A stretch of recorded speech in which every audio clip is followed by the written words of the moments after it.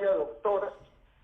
Generalmente son esas cosas externas las que nos identifican. Y la razón por la que siempre lo voy a poner durante el estudio de Éfesos es para que no se nos olvide que somos hijos de Dios, que eso fue lo que el Señor hizo con nosotros.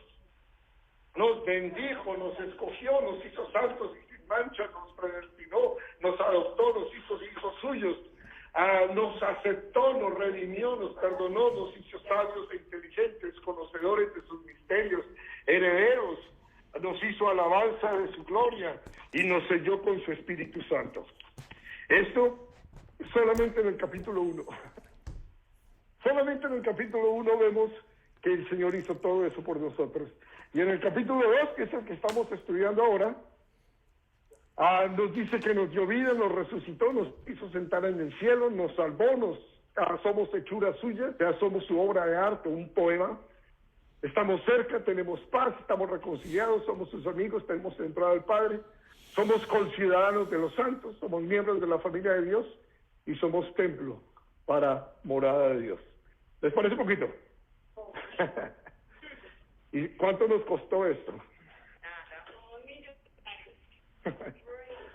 Todo por la gracia de Dios, por su misericordia, por su amor eterno para con nosotros, porque nos ama tanto. Y yo, cada vez que veo esto, cada vez que me siento para el estudio o estoy leyendo las notas, veo esto y digo, ay Señor, que no se me olvide, que los problemas allá afuera o los problemas aquí adentro, las enfermedades, lo que sea, todo eso es pasajero. Mira lo que tú hiciste conmigo. ¿Cómo no vivir una vida agradecida? ¿Cómo no vivir una vida santificada, entregada, dada a Él enteramente? En lo que hagamos, en nuestra profesión, en nuestros trabajos, en nuestros ratos de ocio. Él tiene que ser siempre el centro de nuestras vidas. Una vez más, como siempre, les muestro el bosquejo para que sepan dónde estamos. El libro de Efesios, dijimos, lo dividimos en dos partes, son 6 capítulos. Los primeros 3 son la doctrina, habla sobre las bendiciones del creyente en Cristo, capítulos del 1 al 3. Hoy vamos a estar en la letra C, nuestra posición en Cristo, la letra C, 2, porque ya vimos la 1 la semana pasada. Aquí va a estar un poquito más claro esto, todavía no, aquí está, el capítulo 2 está más claro ahí, ¿ok? Ya vimos el punto 1 la semana pasada, hoy vamos a ver el punto 2. Así que los que toman nota o toman fotos, sepan que ahí vamos a estar. Entonces, nuestra posición en Cristo, somos reconciliados, el Señor nos reconcilió e hizo algo que al final vamos a entender un poquito más claro, y es que nos colocó en el templo. No hay que ser uno muy erudito, muy sabio para entender que está hablando del templo en Jerusalén, o sea que nos subió a Israel, a los gentiles. Acuérdense que Éfeso es una iglesia predominantemente de gentiles. ¿Gentiles quiénes son? La gentusca. La gentuza, la chusma. Para los judíos, chufuchi, ustedes son los gentuchas. Esos somos nosotros los gentiles. ¿Okay? Y cuando te digan, oh, muy gentil, quiere decir muy gentuza. Bueno, entonces, la semana pasada, yo no quería empezar hoy sin ¿se acuerdan de esa imagen de la semana pasada? Gracia. Somos salvos por gracia, no por obras. Pero vimos que la palabra gracia, para los que están visitando, los que no estuvieron la semana pasada, la palabra gracia se traduce en la Biblia como misericordia o como favor. ¿De acuerdo? ¿Cierto? Vimos esto, como misericordia o como favor, y las palabras en el griego son raham o racham, que habla de misericordia, y chesed o gen, que habla de favor. ¿Por qué estoy trayendo esto a colación? Porque somos salvos, lo voy a leer, versículo 8 del capítulo 2 de Efesios. Versículo 8, porque por gracia somos salvos por medio de la fe, y esto no de vosotros, pues es un don de Dios.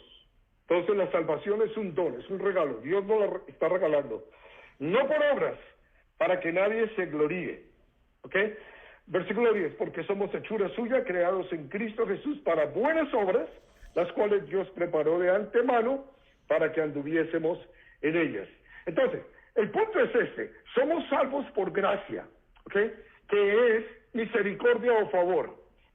La situación es esta, cada vez que nosotros caemos, pecamos, ¿se acuerdan que por la imagen de el hijo y los perritos? ¿Se acuerdan? Okay. Cada vez que nosotros caemos en pecado, nos bajamos de la mesa y nos hacemos perritos. Y el Señor en su misericordia viene y nos levanta otra vez y nos sienta otra vez a la mesa. Y ahí seguimos comiendo como hijos y volvemos y caemos y seguimos batiendo la colita. Y el Señor nos acaricia, nos expulga y vuelve y nos sienta otra vez. Eso es misericordia. ¿Okay? Y el favor es cuando nosotros vivimos esa salvación para la gloria de Dios, y el Señor entonces lo que hace es que nos da favor. Favor sobre favor. Ya no somos perritos que necesitamos estarnos constantemente siendo levantados para ponernos a la mesa, sino que ya somos hijos, herederos, y el Señor nos va dando, y nos va dando, y nos va dando bendición sobre bendición, sobre bendición, sobre bendición. Que son las obras que nosotros hacemos porque somos salvos. ¿Sí? No para obtener salvación. La salvación es un regalo, es un don de Dios. Lo recibimos y pasamos del piso, de perritos, a la mesa, y si nos quedamos ahí honrando y glorificando al Señor, solamente ya no vamos a recibir más misericordia, sino favor. ¿Por qué toco esto? Porque la Biblia, en la carta original que escribió Pablo, no tiene capítulos ni versículos. Entonces es leída de un solo tiro. Y lo que viene pareciese que es de otro tema, pero Pablo viene a hacer un enlace que es llevándonos al principio, al porqué de las cosas, al porqué de Dios es tan misericordioso y bueno con nosotros. ¿Por qué su gracia? ¿Por qué misericordia? ¿Y por qué favor? Y todo tiene que ver con esto. Adán, Eva, varona, más bien, Adán y varona, como lo llamó él. Adán, se cree que la creación fue más o menos en el año 4004, antes de Cristo. La mayoría de eruditos cristianos creen esto, o están muy cerca. Ahora, si alguien quiere saber exactamente cuándo fue la creación, mientras más investigue, más fechas va a encontrar. Pero la mayoría de cristianos se van por ese número, por el 4004. Los judíos, los eruditos judíos, no están lejos de ahí. Ellos calculan 3850 y algo. O sea, no es mucha diferencia, hay un par de años, 200 años de diferencia. O sea que es por ahí. Vivió del 4004 al 3074, vivió 930 años Adán. En los primeros tres capítulos de la Biblia, vemos la historia de la creación y la caída del hombre, la caída de Adán y de Eva, el pecado, la seducción de Satanás, cómo fue todo esto. En el capítulo 4 vemos el segundo asesinato, Caín matando a su hermano Abel. Y es el segundo porque el primero fue la serpiente matando a la humanidad. El segundo fue Caín matando a Abel en el capítulo 4. El capítulo 5 es la genealogía de Adán. ¿Okay? Se nos dice quién fue Adán, que fue creado a la imagen de Dios, y luego tuvo otro hijo llamado Set, que fue creado a la imagen de Adán. Ya no a la imagen de Dios, sino a la imagen de Adán. Y entonces se nos narra esto en el capítulo 6.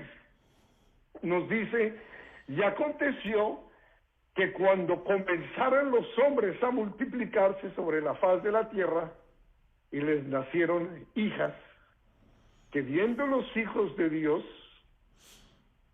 la palabra hijos de Dios, si los que toman nota o escriben en sus Biblias, pueden poner la palabra Benai, B'-N-A-I, Elohim. Benai Elohim, los hijos de Dios, ¿ok? Y que las hijas de los hombres eran hermosas, tomaron para sí mujeres escogiendo entre todas. Y dijo Jehová, no contenderá mi espíritu con el hombre para siempre, porque ciertamente él es carne, mas serán sus días 120. Para este momento, cuando se escribe esto,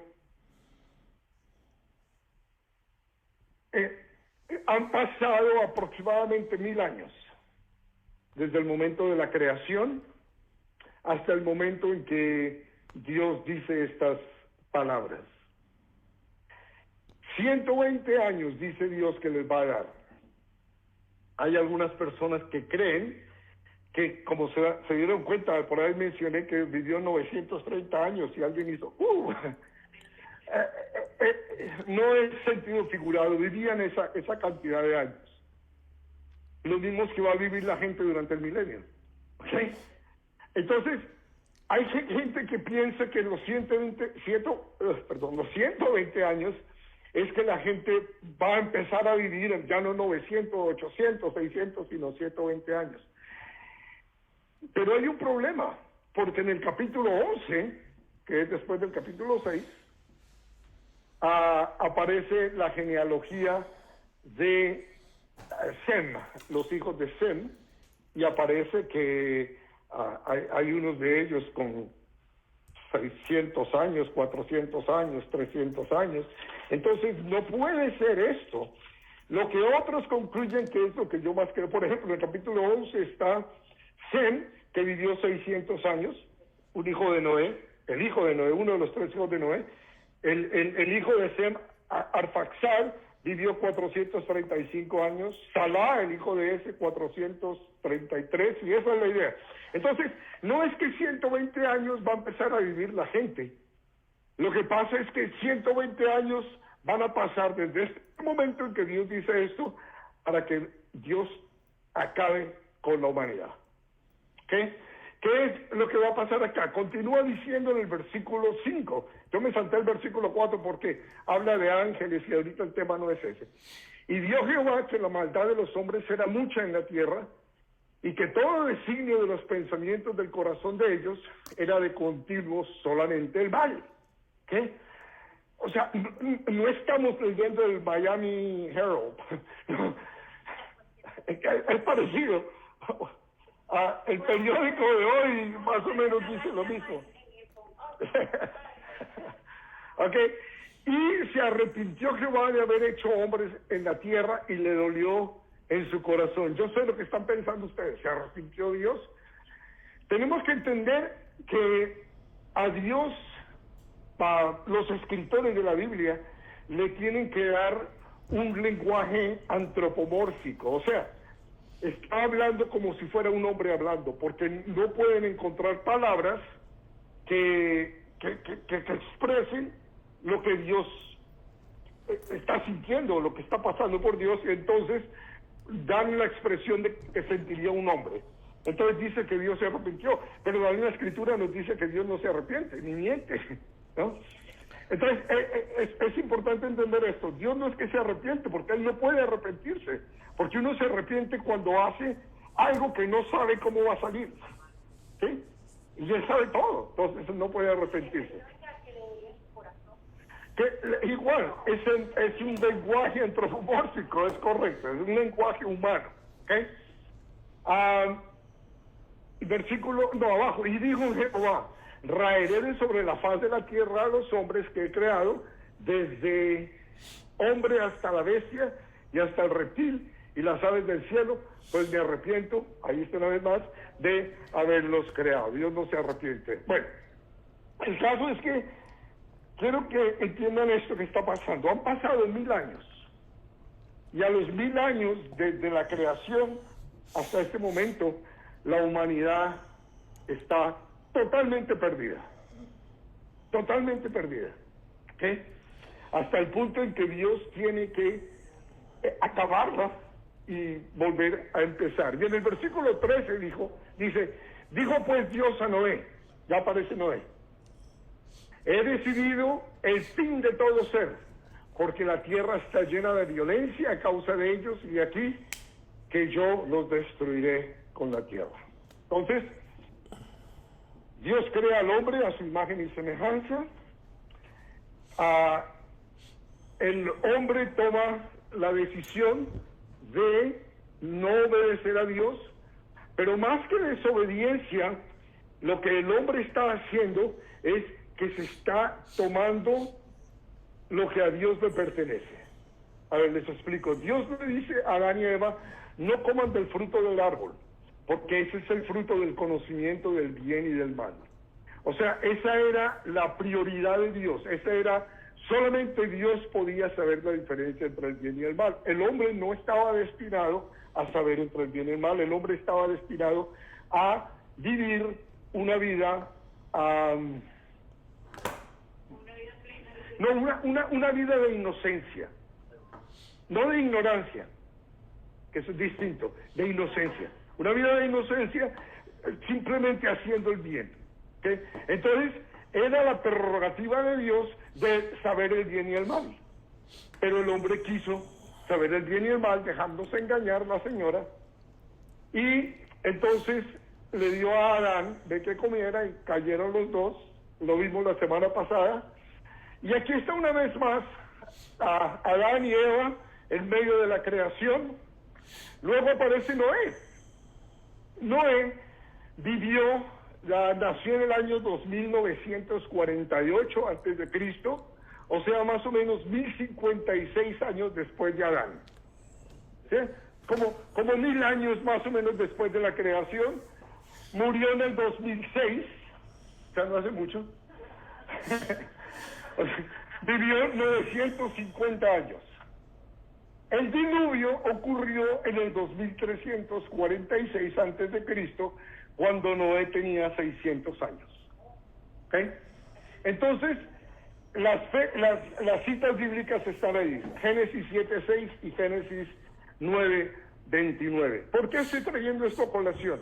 Porque la raza humana, nosotros, fuimos creados a la imagen de Dios, decidimos rebelarnos contra Dios, hacer lo que nos placía a nosotros, y eso tiene castigo.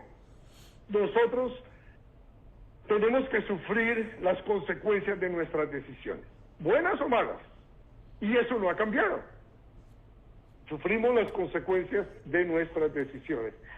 ¿Puede Dios perdonarnos nuestros pecados? Claro que sí. Por eso quise volverlo a unir. Él tiene misericordia. ¿Y cuánto dijimos que duraba la misericordia de Dios?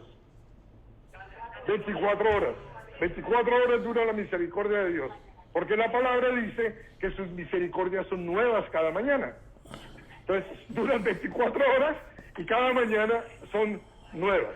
Entonces, Él puede perdonarnos, Él puede sacarnos del pecado, volvernos a sentar a la mesa, pero Él quita pecados, mas no consecuencias.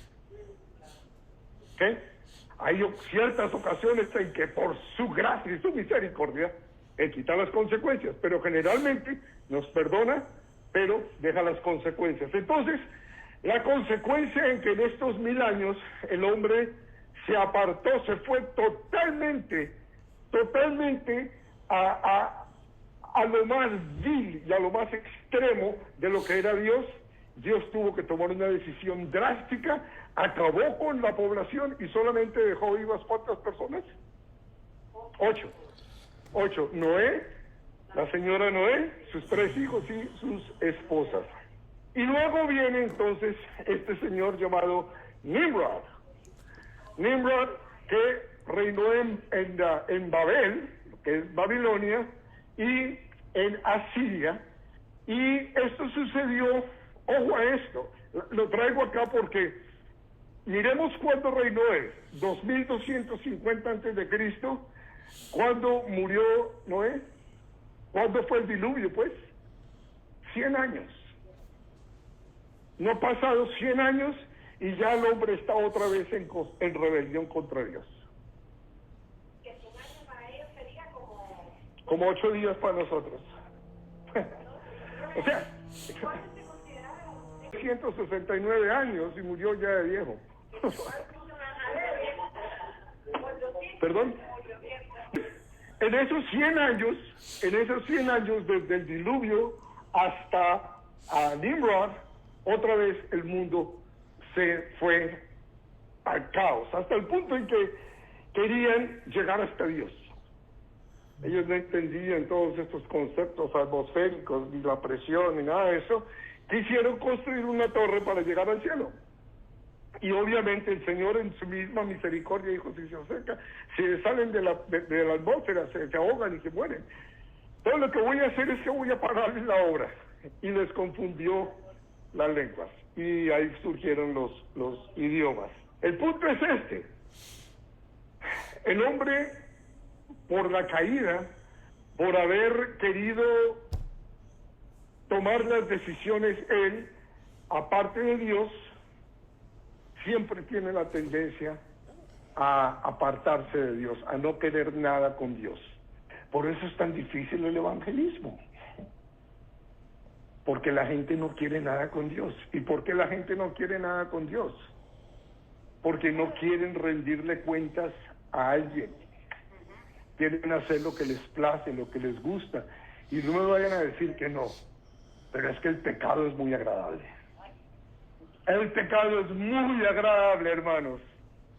La carne le fascina el pecado y siempre va tras el pecado. Y si alguien me dice, no peques porque vas a tener que darle cuentas a Dios y a Él no se le pasa nada, quizás tu esposa no se dé cuenta, quizás tus hijos no lo vean, pero al Señor no se le pasa nada, entonces no queremos nada con Dios. Y entonces decimos, no, Dios no existe, o Dios es, violamos el primer mandamiento. Dios es un Dios de amor. Hacemos imágenes falsas del verdadero Dios. Entonces el hombre en su condición natural siempre quiere vivir apartado de Dios. Miren esa lista que les pongo acá de los dioses de los gentiles. La tengo que leer porque estamos grabando, entonces para que quede grabado. Enlil de Sumeria, Ra de Egipto, Amarok del Ártico, Kukulcán de Centroamérica, Wotan del norte de Europa, y los griegos y los romanos enlisté muchos porque son los más conocidos: Dionisio, Zeus, Poseidón, Hermes, Atenea, Artemisa, Afrodita de Grecia, Obatalá de África y de Cuba. Los santeros invocan a Obatalá, Tiamat de Babilonia, Vixia de China, Oro de Polinesia, Ahura Mazda de Persia, Perún de Rusia, Shamash de Asiria, Dagda de Irlanda, Juno, Júpiter, Apolo, Vesta, Bacchus de Roma, Shiva de India, y dice que puse abajo, etcétera. y ninguno de esos son dioses nuevos. Todos esos vienen dioses paganos que vienen desde el Antiguo Testamento. El hombre siempre ha buscado, o sea, el hombre sabe que hay un Dios, que existe un Dios, pero deciden hacer un Dios a su imagen y semejanza, un Dios que se acomode a sus gustos. El Dios Baco, o el Dios del chupe. Entonces esos a esos dioses son los que han seguido los hombres. Pero miren lo que dice en Deuteronomio 32, 17 y en Salmo 106, 36, 37, se los dejo de tarea para que ustedes lo lean. Dice, demonios, que es la palabra Shedim, adoran demonios, refiriéndose a los dioses que adoraban ellos. Todos estos dioses son demonios. Y en 1 Corintios 10:20 habla de daimonía, parecido a demonio, daimonía en griego.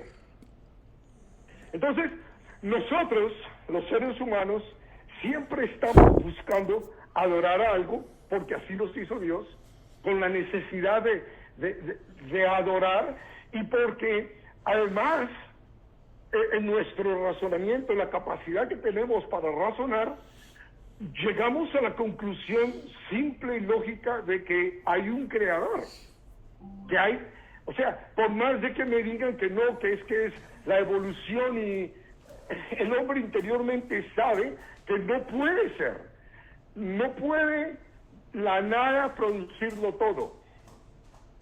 Tiene que haber alguien o algo, nosotros sabemos que es alguien, pero el hombre sabe que tiene que haber alguien o algo que creó todo, que es un ser poderoso, porque tiene que ser uno muy poderoso para poder crear las cosas, tiene que estar fuera del espacio para poder crear la materia, tiene que estar fuera del espacio para poder crear el espacio, fuera del tiempo para poder crear el tiempo. Para nosotros es Dios, pero el hombre natural sabe, lo reconoce, y entonces se postra ante imágenes y dioses que ellos mismos crean para sentirse con la conciencia apaciguada. Porque al fin y al cabo estoy sometido a un Dios, no al Dios del universo, sino a una deidad, a una divinidad. ¿Okay? Entonces, mi punto al que quiero llegar es, una vez más, vemos aquí a doña Eva con don Adán en el paraíso, y vemos a Anabel. Ella que está ahí se llama Anabel. Sí, así se llama una amiga. Anaconda Cascabel. Ninguno de ustedes se llama Anabel, ¿no? Ok. Mitad anaconda, mitad cascabel.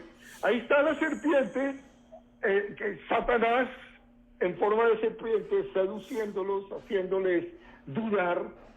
Y cuando eso pasó, en el momento en que ellos obedecen a Satanás, no que les dé una orden, simplemente les sugiere, simplemente les pone en la cabeza una idea, ¿sí?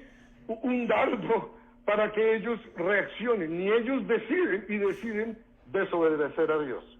Cuando eso pasa, Dios le había dado al hombre potestad sobre toda la creación, potestad sobre la tierra, enseñoréese, subyúguela, dele nombre a los animales, tenía potestad absoluta.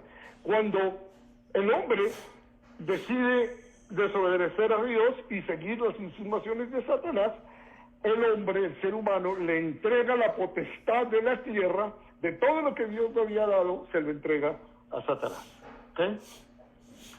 Y ahí lo vemos, a Satanás liderando en el mundo, en los negocios, en la política, en la religión, todas las organizaciones mundiales, el entretenimiento, etcétera, etcétera. Y obviamente eso era como en los 80s, 90s, con la computadora así grandote, el televisor de caja, pero ustedes agarran la idea, ¿cierto? En todas partes el enemigo trata de llegar a nosotros. Lo vimos la semana pasada. El enemigo utiliza al mundo para hacer que nuestra carne se caiga por las tentaciones que el mundo nos presenta. Generalmente no es el diablo. No es el diablo el que viene a hacernos tropezar. Él usa el mundo y él sabe de qué estamos hechos, y él nos conoce la raza humana muy bien. Entonces, él presenta el mundo de una manera seductora a la carne, y la carne cae, y obviamente con ella el alma, el espíritu caemos. Entonces, por eso Jesús dice que él es el príncipe de este mundo. Si sale de los labios de Jesús es porque es cierto. Pablo lo dijo también, que era el príncipe de este mundo. Entonces, el Señor, viendo lo que estaba pasando, viendo que les dio 1000 años desde la creación hasta Noé, y en esos 1000 años tuvo que acabar con toda la raza humana. Es más, estiman que la población en esos 1000 años pudo haber sido más o menos la misma población que hay hoy en día. 8.000 millones de personas. Es posible. Pónganse a pensar. En ese entonces no había televisor, ¿cierto? No había televisor, no había pastillas ni nada de eso. Entonces, aquí se ponían, el único entretenimiento era llegar a la casa temprano, ¿sí? Y 400, 500 años, imagínense, si uno en 60, todo que hace.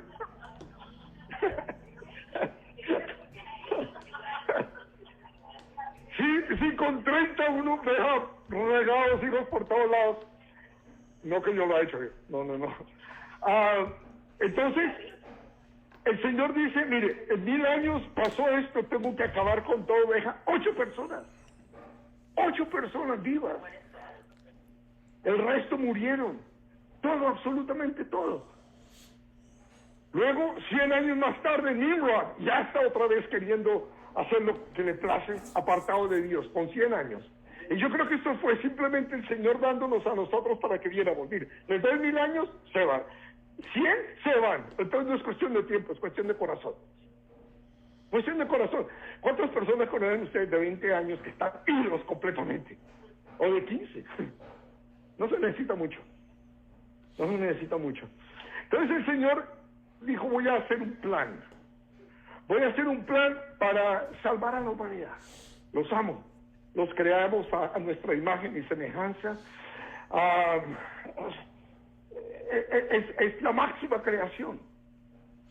Porque recibieron el Ruach, el espíritu nuestro. Entonces Dios levanta a un hombre llamado Abraham, que después se le cambia el nombre a Abraham, padre de mucho por padre de naciones. Y este hombre nació 288 años después del diluvio. Fue 10º desde Noé. Podemos ir mirando desde Noé y fue el 10º, 288 años. ¿Ok? Y aquí se nos dice en Mateo 1, se nos dice lo siguiente: de manera que todas las generaciones desde Abraham hasta David son 14.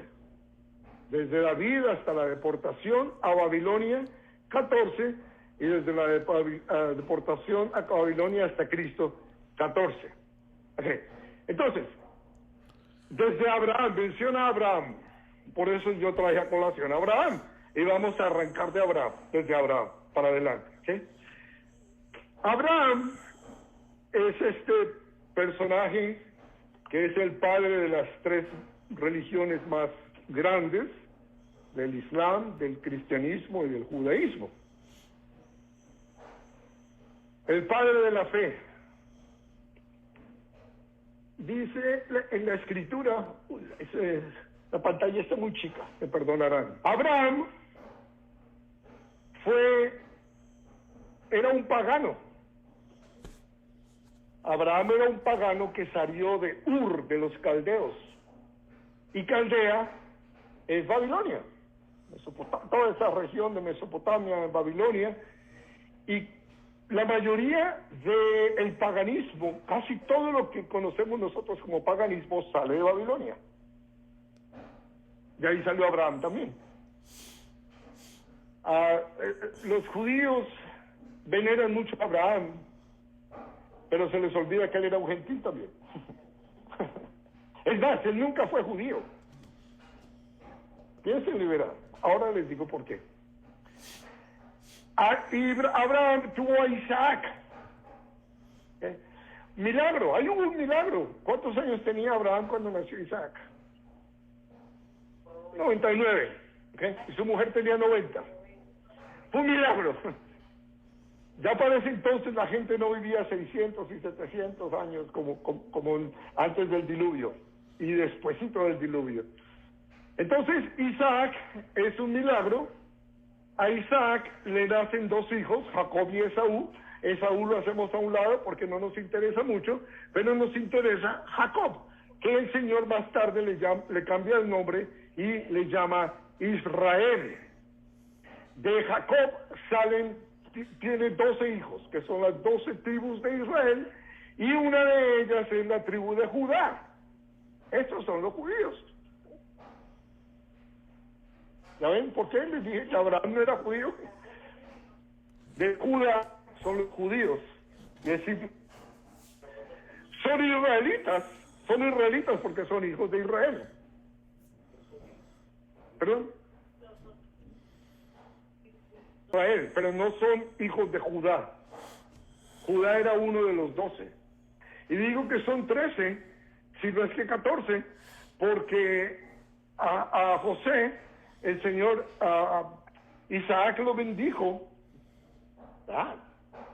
Abraham, perdón, un segundo. Sí, Isaac. Jacob bendijo a José y a los hijos de José, Manasés y, bueno, el otro Efraín. ¿Se acuerdan que puso las manos así, volteó las manos y José dijo, no, señor, es al revés? Dijo, no, así los voy a bendecir. Y esos dos también se hicieron parte de las 12 tribus. Por eso cuando a veces leemos las listas de las 12 tribus de Israel, vemos que falta uno o falta otro y se intercambian, ¿ok? Porque en realidad son 14, porque son los 12 hijos originales más los 2 hijos de José. Pero bueno, eso no tenía que venir al cuento. El caso es que esas 12 tribus fueron llevadas a Egipto y ahí estuvieron presos como esclavos por 430 años. Esa es la promesa que Dios le dice a Abraham, que van a estar 430 años. Estuvieron 400 años en Egipto. Se calcula que los otros 30 fue el tiempo entre la promesa y el momento en que José entra a Egipto. Pero no importa, la idea es que estuvieron más de 400 años esclavos en Egipto. Luego el Señor levanta a un hombre llamado Moisés, quien es el que libera al pueblo, y a través de milagros, señales, prodigios, las plagas, y el cruzan el mar rojo y seco, y quedan libres, salen del cautiverio, cumpliendo la promesa del Señor de que iban a estar esclavos. Ahora quedaron libres en el día en que tenían que quedar libres, y luego van por el desierto hacia la tierra prometida. Estuvieron 40 años en el desierto. ¿Ustedes saben cuánto tiempo se demora normalmente de Egipto a la tierra prometida, a Canaán? 11 días. 11 días. Se demoraron 40 años. Y no tenía que ver con la cantidad de gente. Caminando. 11 días y se demoraron 40 años por la incredulidad. Por la incredulidad, porque primero Moisés manda a 2 espías, ¿se acuerdan? A que vayan a espiar la tierra, y llegan todos muertos de miedo. Se les olvidó quién era su Dios. Solamente 2 vienen con buenas nuevas diciendo, sí podemos, Dios está con nosotros, ¿qué importa que sean gigantes? No importa. ¿Quiénes eran esos 2? Josué y Caleb. ¿Saben una cosa? Fueron los únicos 2 que salieron de Egipto y entraron a la tierra prometida. Los únicos 2. Los demás murieron en el desierto y entró una nueva generación.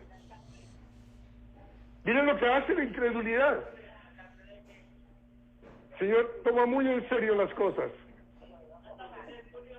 ¿Perdón? Hasta Moisés murió. No pudo entrar. Se cree que no murió, pero digamos, él no entró a la tierra prometida. Okay. Durante ese tiempo, sube Moisés al monte Sinaí, recibe las tablas de la ley, y durante esos 40 años en el camino hacia la tierra prometida, en el camino no, dando vueltas y vueltas y vueltas, se establecen las leyes. Son un total de 613 mandamientos, los 10 que sabemos, más 603 más, y todo eso tiene que ver con el amor de Dios por su pueblo. Fueron un pueblo que todos los que salieron de ahí 2 a 3 millones de personas se calcula que salieron de Egipto, todos habían nacido en esclavitud. Imagínense, 400 años en esclavitud. Todos nacieron en esclavitud y salieron ahora a ser una nación libre, a autogobernarse. Entonces el Señor tuvo que darles leyes. Y muchas de esas leyes, las leyes están divididas en 3 grupos grandes: las leyes ceremoniales, cómo hacer los sacrificios, el templo, la construcción del templo, todo lo que tenía que ver con ceremonias, las leyes civiles. Si matas al burro, no puedes cobrarle 2 burros, sino un solo burro. Y dentro de esas leyes civiles están las leyes dietéticas. Por eso en aquel entonces que no coman camarón y que no puede comer esto, que el cerdo no se come, todo eso, ¿ok? Tiene que ver con el hecho de que Dios sabe, Él creó todo y Él sabe que si no cocinamos el cerdo bien, nos puede dar una diarrea terrible, etcétera. Entonces, Él simplemente les dice: no coman esto sí cómanlo. No hagan esto sí, no se pone a darles explicaciones. Y algo que hay dentro de esta ley, que Dios se la había dado a Abraham, pero que viene a enforzarse con toda fuerza, valga la redundancia, es la circuncisión. Porque la circuncisión los señala a ellos, los aparta, los hace distintos a los demás pueblos. La circuncisión tiene que ver mucho con higiene, mucho. Ellos no vestían como nosotros hoy, vestían con túnicas largas y se cree que no tenían nada más que la túnica larga.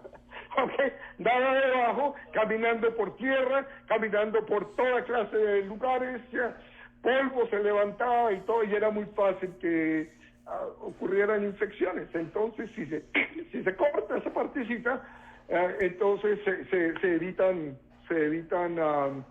problemas, ¿okay? O problemas de higiene. Algo más, al 8º día. ¿Por qué al 8º día? ¿Porque Dios se le antojó que al 8º día? No. ¿Por qué al 8º día? Por la coagulación de la sangre. En el 8º día, todos los seres humanos, en el 8º día, nuestra cantidad de vitamina K y protrombin, que son los 2 elementos necesarios para la coagulación de sangre, están en su nivel más alto durante toda nuestra vida. En el 8º día, nuestra vitamina K y el protrombin están en lo más alto y se coagula la sangre inmediatamente. ¿Okay? Ya en el 9º no es tanto, ni en el 4º ni en el 5º, en el 8º. Dios sabe por qué hace las cosas. El problema es que somos muy tercos y somos como Adán y Eva, que queremos hacer las cosas a nuestra manera. Pero bueno, entonces sigamos con las leyes y las leyes morales. Entonces son las leyes ceremoniales, civiles y morales. Moralitos, no, eso no. Esas leyes morales son las que nosotros mantenemos aún hasta el día de hoy. ¿Sí? Hasta el día de hoy son las únicas de toda la ley, la que nosotros observamos son las leyes morales. ¿Por qué? Porque nosotros somos seres morales creados por un Dios moral, ¿sí? Que son los 10 mandamientos. Pero Camilo, ¿por qué solo observamos 9? Qué bueno que preguntas.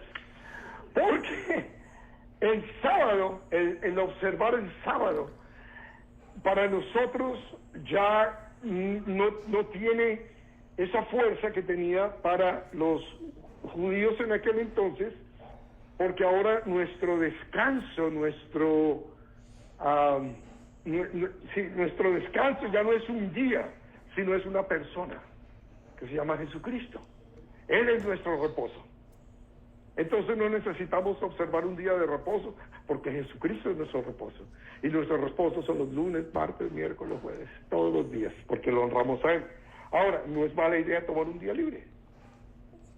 Si fuera el sábado, los pastores tenían un gran problema, porque el día que más trabajan generalmente es el sábado y el domingo, preparando los mensajes y todo. Entonces habría un gran problema. Entonces, todos los otros mandamientos debemos observarlos. ¿Okay? Llegan a la tierra prometida, ya no es Moisés quien lo lleva, sino Josué. ¿Cómo se llama Josué en hebreo? Yeshua, Yeshua. ¿Y cómo se llama Jesús en hebreo? Yeshua, también, el mismo. Entonces, es el Josué, el Jesús de los judíos, quien los entra en la tierra prometida. Luego, ya estando en la tierra prometida, después de que Josué les reparte el territorio y todo esto, vienen los jueces. Los jueces gobiernan por 450 años, de acuerdo a Pablo, que nos lo dice en Hechos 13:20, y durante estos 450 años son... ¿Cuántos de ustedes han leído el libro de Jueces? El libro más triste que pueda existir. Es una vergüenza de la raza humana, porque no era sino que se muriera un juez y se regresaban a la porquería y a hacer lo que les placía en sus propios corazones. El primer juez fue un total de 12 jueces. 12. Puede ser 13 si se cuenta a la niña Barak. ¿Obama? No, Barak, otro Barak. Barak, que era un cobarde, y Débora fue la que tuvo que ponerse los pantalones de Débora y guiar al pueblo de Dios. ¿Okay? Entonces fueron 12 más Barak. El primero se llamaba Otoniel, y el último es quizás el más famoso, y el que más tristeza da también, Sansón. Durante esos 450 años, el Señor gobernaba a través de los jueces, pero como Sansón hubo varios.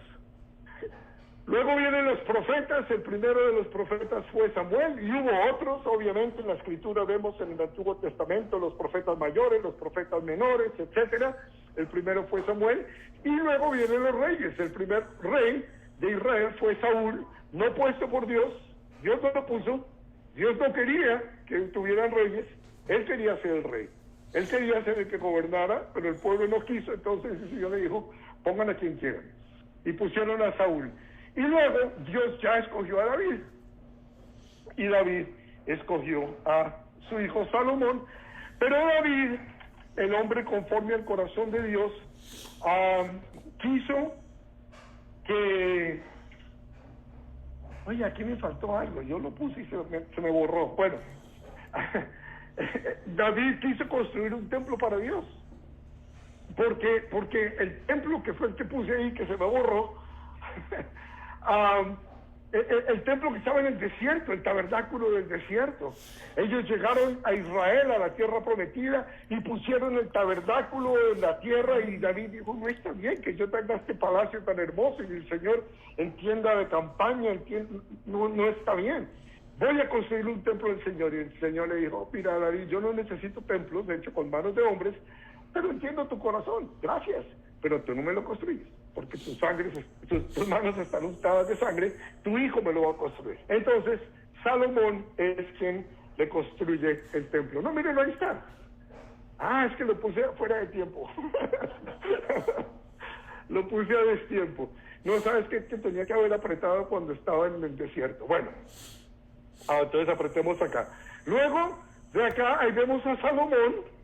Salomón toma, cuando muere David, Salomón queda de rey de Israel, y al morir Salomón, el reino se divide en dos. Ustedes saben que Salomón fue el hombre más rico y más sabio que ha existido, obviamente más sabio después de Jesús, pero el hombre más rico que ha existido sobre la tierra fue ese hombre. ¿Okay? Cuando él murió, desafortunadamente, su hijo Roboam y uno de sus siervos llamado Jeroboam se pelearon y dividieron el reino en dos. El reino del norte se llamó Israel, que lo gobernó Jeroboam.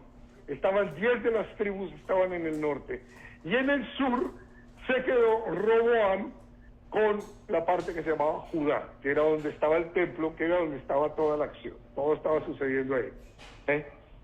Por eso alguna vez quizás ustedes escuchen hablar de las tribus perdidas, las 10 tribus perdidas de Israel. Esas no se han perdido, esas están por ahí. Pero entonces nos vamos a ir por el lado de Roboam, no nos vamos a ir por el lado de Jeroboam por Israel, sino nos vamos a quedar en el lado de acá, que es Acuérdense, estamos en Mateo 1, 17. Okay. Luego viene Abías, Asá, Josafat, Joram, Usías, que también se llamaba Ocosías, Joás, Jotam, Acaz, Ezequías, Manasés. Ese Manasés no es el hijo de José, era el tocayo. Josías, que también se llamaba Joacim. Jeconías. Este Jeconías es un personaje interesante. En Jeremías 36, 30 al 31, el Señor levanta una maldición contra este hombre. Porque a pesar de que todos los reyes del sur, los reyes de Judá, descendientes de Roboam, en Judá, donde estaba el templo, fueron relativamente buenos, refiriéndose a que buscaban al Señor, honraban al Señor. Pero este Jocosías era una peste, era malo. Y entonces el Señor le dijo que lo iba a maldecir, haciendo que ninguno de sus descendientes se sentara en el trono de David. Que acuérdense, estos son descendientes de David. Y ellos sabían que por el lado de David iba a venir el Mesías. ¿Qué? Entonces hay una maldición acá, porque por su maldad el Señor le dijo, ninguno de tus descendientes van a tomar el trono, van a heredar el trono. Entonces es en ese momento, cuando este hombre está gobernando, que viene Nabucodonosor, el babilonio, y toma a Jerusalén, a Judá, todo Judá, y se los lleva, y ahí es donde se lleva a Daniel, a Sadrach, Meshach, a Abednego, y todos estos se los lleva a Babilonia. El templo es destruido, el templo que había construido Salomón se va, y luego aquí estaba este era el templo que había construido Salomón, con una majestad, una cosa maravillosa, espectacular, y así fue como lo dejó Nabucodonosor. Esa foto la tomo un poquito así alto, mi John estaba muy... No, eso fue en el año 70, eso fue en la segunda destrucción, ya, después de Cristo, sí. Esto fue antes de Cristo, esto fue cuando la deportación a Babilonia, ¿sí? El templo queda destruido, se llevan todo Judá para Babilonia. Ya para ese entonces a Israel, a los del norte, ya se los habían llevado en igual manera los asirios. Esos eran malos, los ninivitas y todos esos. ¿Okay? Bueno, seguimos acá. Entonces Jeconías tiene a Salatiel y a Zorobabel. Zorobabel, no sé si alguna vez han escuchado el nombre de Zorobabel. Zorobabel fue los babilonios, a Nabucodonosor dejó ir de regreso a Zorobabel, a Judá, a Jerusalén, para que reconstruyera el templo. ¿Ok? Y él fue y reconstruyó el templo. Nunca era tan maravilloso como el que habían destruido, como el de Salomón, pero él comenzó a reconstruirlo. ¿Okay? Esta narración la encontramos en el libro de Esdras.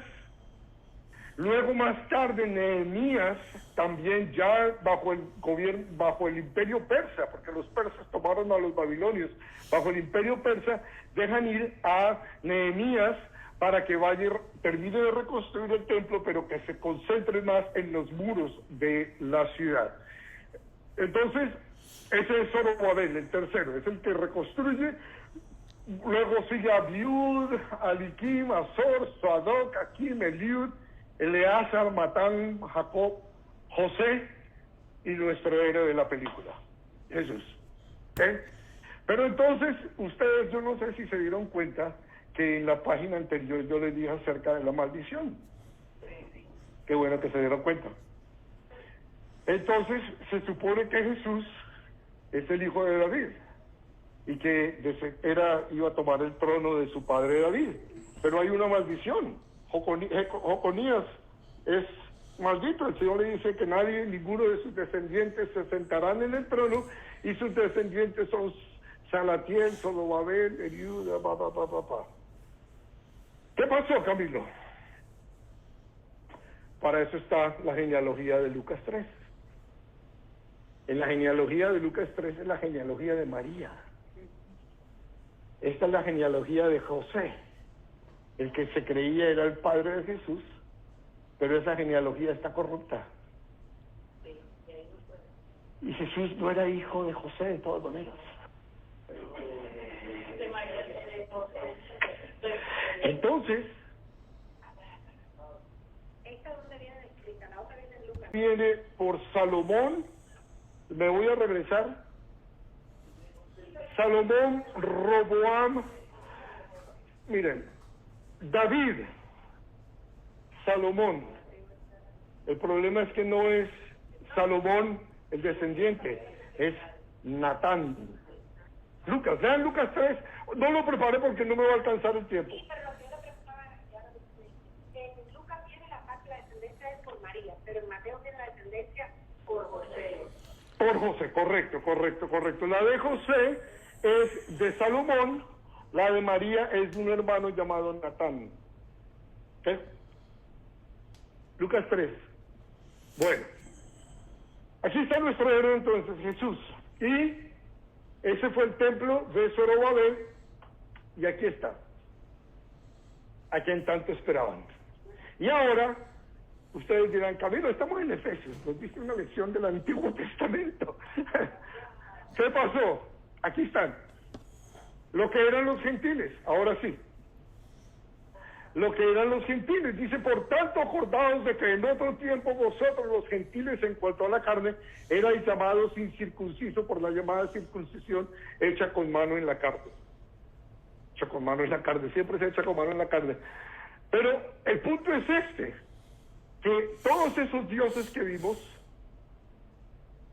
todo ese pasado tan horrible de la raza humana que vimos, éramos nosotros los gentiles. Entonces lo que Dios hizo fue que Él dijo, esta gente de verdad que sí están en nada. Sacó a un hombre que era de los mismos igual de malo, era mentiroso y a su mujer dijo que no era su mujer sino su hermana. Y era un adúltero, se acostó con la criada. Bueno, o sea que no era como nosotros, era como nosotros. Y el Señor lo escogió a él, y a través de él fue, iba a decir limpiando la raza, pero no, esta raza estaba perdida. Fue preparando el camino para la venida del Mesías. ¿Y cuál era el plan que tenía el Señor con Abraham, y con Isaac, y con Jacob, y con toda esta gente? El plan era separar a un pueblo, escoger a un grupo de gente, como lo hizo con Noé y su familia, escoger un grupo de personas para que a través de ellos pudieran llevarle la palabra de Dios, el conocimiento de Dios a toda esta humanidad que estaba adorando dioses falsos. Y les anunciaron, Dios vive, hay un Dios vivo, hay un Dios verdadero, el creador del cielo y de la tierra.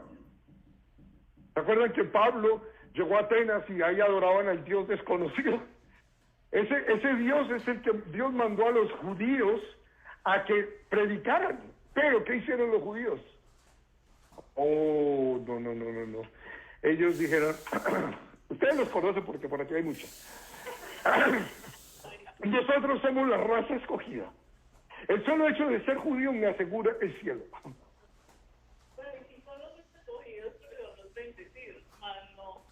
¿Ya?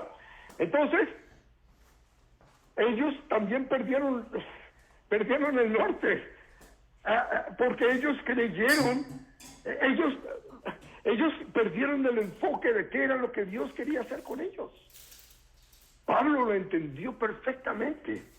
Pablo lo entendió, hasta el punto en que tuvo que dar la vida por eso que él había entendido, que lo que Dios hizo con los judíos fue apartarlos con un fin, con un propósito de llevarle al resto de la gentucha, a nosotros los gentiles, la buena nueva de que Dios existe y que Él quiere salvarnos y que nos ama y que, ¿sí?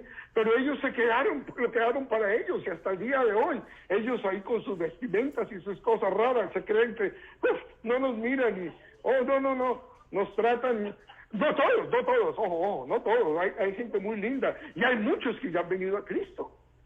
Hay muchos que han venido a Cristo. Entonces, lo que el Señor, lo que Pablo nos está diciendo con esto, es que nosotros éramos de esos. Nosotros éramos de esos que adorábamos dioses falsos.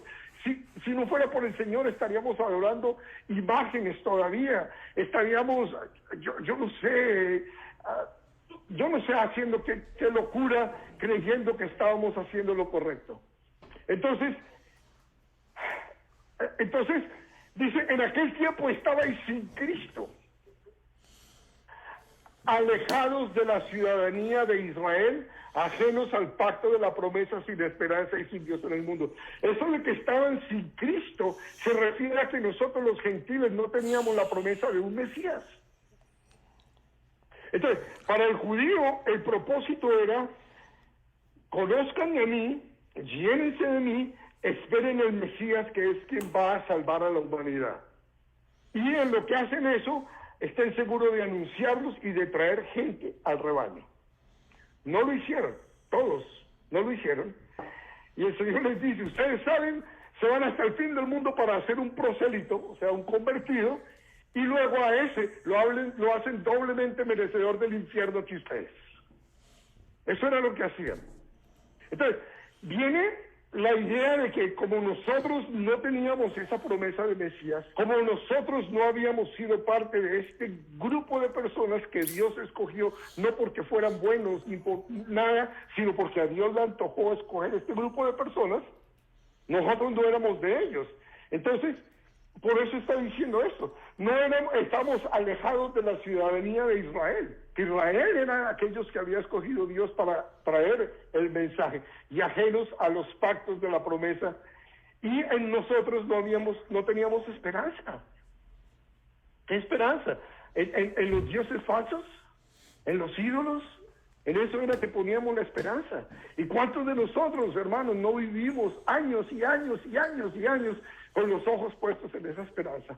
En la esperanza de una virgen, en la esperanza de un santo, en la esperanza de un papa, de un cura, o de un gurú, o de un pastor que nos soplara y nos caíamos, o todas estas locuras que vemos. En eso estábamos nosotros, hermanos. Eso era lo que nos esperaba. Y mire, continúa en la segunda parte, que entonces Dios lo que hizo a través de Cristo, y usando a Pablo, usando al apóstol Pablo, porque él era judío, él entendió cuál era el plan de Dios. Él entendió que todo eso de la ley e Israel y el templo y los sacrificios y las leyes y la circuncisión y todo eso era por un periodo de tiempo. Era hasta cuando viniera el Mesías. Porque todo, absolutamente todo lo que vemos en el Antiguo Testamento tiene que ver con Jesús. El tabernáculo, los artefactos del tabernáculo, los sacerdotes, las vestiduras de los sacerdotes, cualquier cosa que ustedes piensan tiene que ver con Jesucristo. Y si no está Cristo ahí, entonces lo están mal interpretando. ¿Okay? Entonces, Pablo entendió, y él va por el mundo conocido de la época y empieza a predicar el Evangelio, a anunciar que el Cristo, el Dios que se había manifestado a los judíos y que quería utilizar a los judíos para llevar el mensaje a Israel, estaba aquí, ya había llegado, ya ese tiempo ya había pasado. El tiempo del Mesías ya había llegado y se había ido, pero que gracias a lo que él hizo es que ahora nosotros teníamos apertura al reino de los cielos. Entonces, dice en los versículos del 13 al 17, unió los dos pueblos en Cristo. Dice, pero ahora en Cristo Jesús, vosotros, que en otro tiempo estabais lejos, habéis sido hechos cercanos por la sangre de Cristo. No fue por lo que hicieron los judíos, no fue por lo que hicimos los gentiles, fue por lo que hizo el Mesías, anunciado y esperado, porque Él, Jesús, es nuestra paz, que de ambos pueblos hizo uno. Entonces, no solamente Él se convirtió en la paz nuestra con Dios, Él no restauró nuestra relación con Dios, sino que además hizo que nuestra paz con los judíos, con el pueblo de Israel, se llevara a cabo. Nosotros, ellos mismos saben, yo no sé cuántos de ustedes han tenido la oportunidad de ver Israel, pero allá aman a los cristianos, especialmente los cristianos de Estados Unidos, que tenemos el concepto claro de quién es Israel y sabemos que a los que bendigan a Israel, el Señor los bendecirá, y a quienes los maldigan, el Señor los maldecirá. Ellos saben que nosotros los cristianos, además, somos los que les llevamos más billete por el turismo.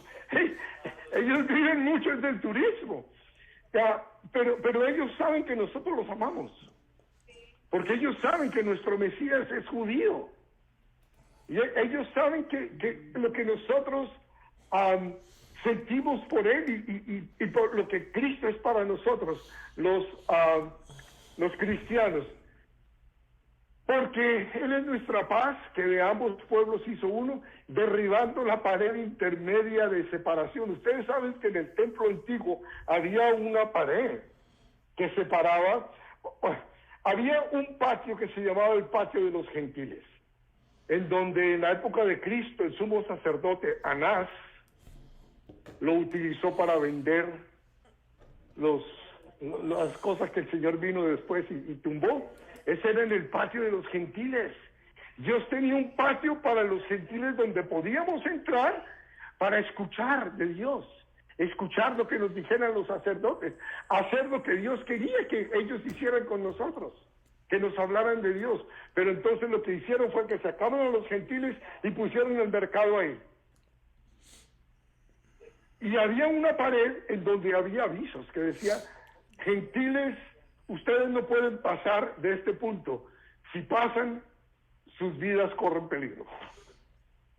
Y es posible que a esa muro, a esa pared, es la que se esté refiriendo Pablo. No sabemos. Versículo 15. Aboliendo en su carne las enemistades de la ley, de los mandamientos expresados en ordenanzas, para crear en sí mismo de los dos un solo y nuevo hombre, haciendo la paz, y mediante la cruz reconciliar con Dios a ambos en un solo cuerpo, matando en ella las enemistades. Y vino y anunció las buenas nuevas de paz a vosotros que estabais lejos y a los que estaban cerca. Entonces el Mesías vino para no solamente restaurar a la humanidad con Dios, sino a restaurar a la humanidad entre sí mismo. Y me llama la atención porque al final dice, en el último versículo, dice: y anunció las buenas nuevas de paz a vosotros que estaban lejos, a los gentiles, y a los que estaban cerca. A los judíos también, que estaban bien perdidos. Estaban cerca, pero perdidos. ¿Qué, hermano? Hermano, una pregunta. Usted dice, ¿dónde está? El Señor vino para que los dos, tanto los gentiles como los judíos, pudiéramos alcanzar vida eterna. Así que aquí estamos, miren, judíos y gentiles unidos por la sangre de Cristo. En el versículo 16 nos dice una vez más: y mediante la cruz reconciliar con Dios a ambos en un solo cuerpo. ¿Cuál es el cuerpo? ¿Cuál es el cuerpo en el que nos quiere reconciliar a los dos? Miren, ahí está. Termina la ley para los judíos. Con Cristo termina la ley. Ya no hay ley. Todos estos que quieren observar la ley están obsesionados con vivir esclavos. Cristo nos liberó de la ley. Él vino a cumplir la ley, porque la ley tenía como fin mostrarnos nuestras necesidades del Salvador. Él vino a cumplir la ley porque nadie más la podía cumplir. Solamente Él, perfecto, la cumplió. Y al cumplir la ley, entonces termina la ley e inicia la gracia para la humanidad. Termina la ley para los judíos, inicia la gracia para la humanidad, y entonces estamos aquí los dos en la iglesia. Ese es el cuerpo. Ese es el nuevo cuerpo, la iglesia. Somos uno. Y la iglesia está compuesta por judíos y gentiles. Todo aquel que crea. Todo aquel, sin excepciones.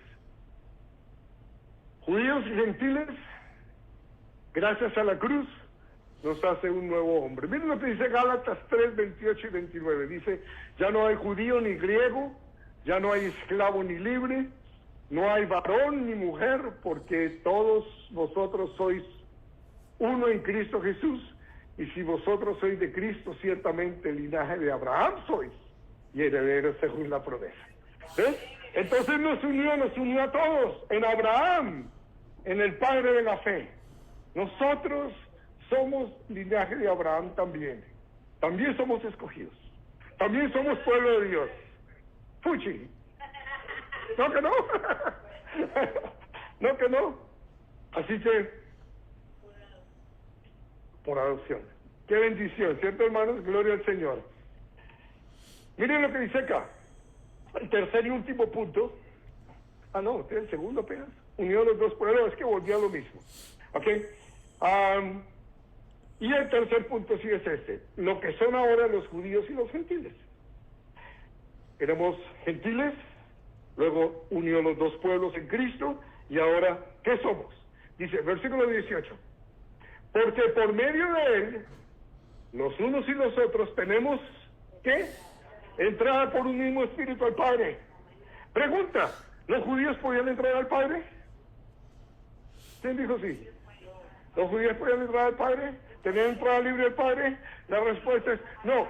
Una persona una vez al año. El sumo sacerdote una vez al año para la fiesta de la expiación. Y ojo, cuidado, porque si se encontraba pecado en él, ¡pum! Así que esto fue lo que hizo el Señor. Rasgó el velo de arriba abajo. Yo sé que no encontré un velo rasgado de arriba abajo, así que me tocó poner eso.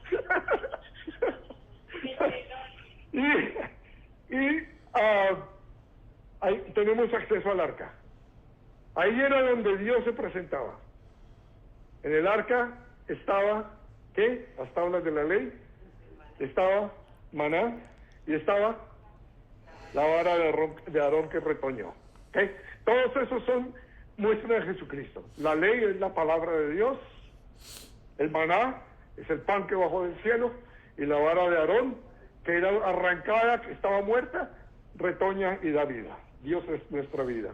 Entonces, eso fue lo que hizo el Señor, nos dio acceso libre al Padre. Ya no tenemos que esperar una vez al año a que el sumo sacerdote vaya y sacrifique el animal y derrame la sangre y esperar nosotros afuera a ver si, ¿será que el Señor escuchó al sacerdote? ¿Será que no lo mató?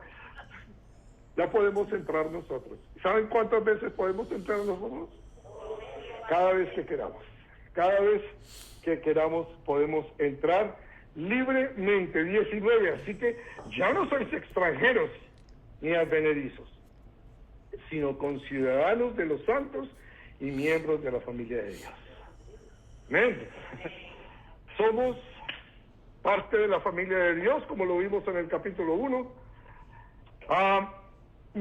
Versículo 20. Edificados sobre el fundamento de los apóstoles y profetas, siendo la piedra principal del ángulo Jesucristo mismo, en quien todo el edificio bien coordinado va creciendo para ser un templo santo en el Señor, en quien vosotros también sois juntamente edificados para morada de Dios en el Espíritu. ¿Qué es esto de la piedra angular? ¿Cuál es la piedra angular? Cuando se construía un edificio en esa época, con la tecnología de la época, la piedra más importante era esa que ven marcada ahí.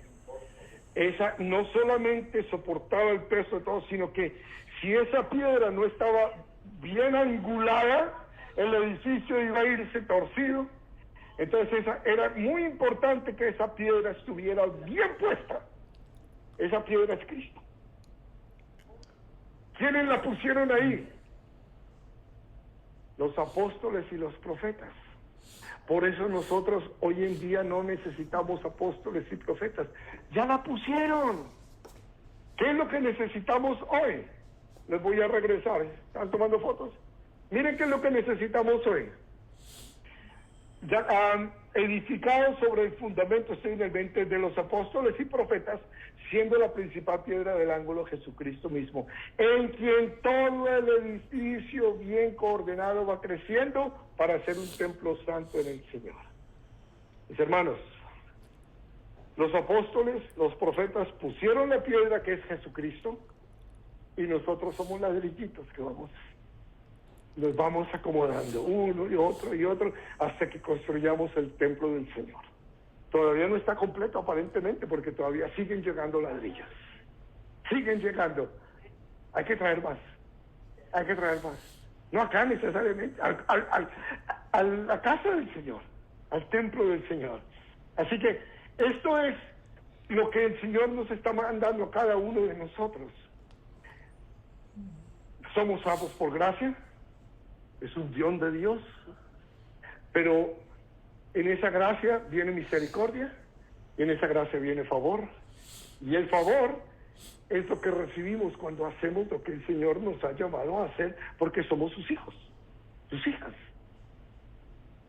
Y cuando hemos entendido que nosotros ya no somos extranjeros, somos hijos, somos conciudadanos de los santos, refiriéndose a los santos del Antiguo Testamento, a David, a Abraham, a Jacob, a Daniel, a todos estos hombres grandiosos de Dios y mujeres.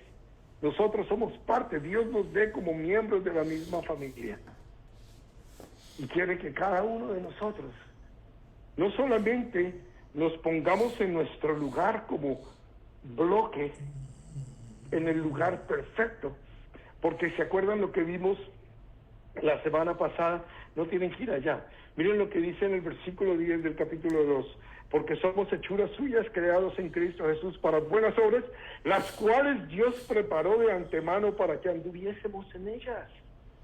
En ese edificio, Dios te tiene aquí en un lugar establecido, Dios te salvó, te rescató, te hizo nuevo para ponerte en esa esquinita, porque si tú no estás ahí, el edificio va a quedar así, no muy fuerte. Tú eres necesario, tú eres necesaria. Dios te ha escogido con un propósito. Y ese propósito Él te lo va a revelar a ti, si es que no te lo ha revelado todavía. Y te lo revela cuando caminas en obediencia, cuando buscas de Él y buscas caminar en santidad. Déjenme termino con esto. Está sacado de Hebreos capítulo. Bueno, hemos llegado así al programa, al final de nuestro programa Noticias de hoy, con su anfitrión Ángel Baloa, transmitiendo este programa desde el sur de la Florida, en la ciudad de Boca Ratón. Estamos transmitiendo este programa desde la iglesia Calvary Chapel, en la ciudad de Boca Ratón. Gracias por estar con nosotros, gracias por la sintonía, y será hasta la próxima semana donde continuaremos este estudio de la carta a los Efesios. Que el Señor les bendiga.